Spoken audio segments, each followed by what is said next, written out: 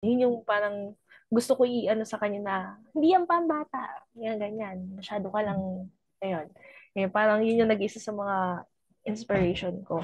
And ayun nga, sa family ko naman, especially sa parents ko, siguro ngayon mas naiintindihan na nila, tsaka mas nakikita nila. Kasi parang, ayun nga, ever since nag-start ako mag-roller skate, parang, parang iba yung aura ko, ganyan-ganyan. Marami nakakapansin na nag-iba yung aura ko, ganyan. Tapos, aside from, ayun nga, kahit baga parang hindi lang ako lagi nandito sa bahay. At least meron akong ibang pinagkakaabalahan. Hindi lang ako nandito sa, nag-Facebook, ganyan, tapos nanonood ng YouTube, ganyan.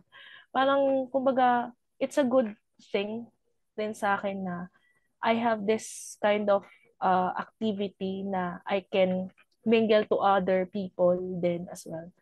And ayun, nung time na napapanood na nila yung mga videos ko sa TikTok ko, parang doon nila na-understand na I can do it talaga. Ayun lang. Yun lang.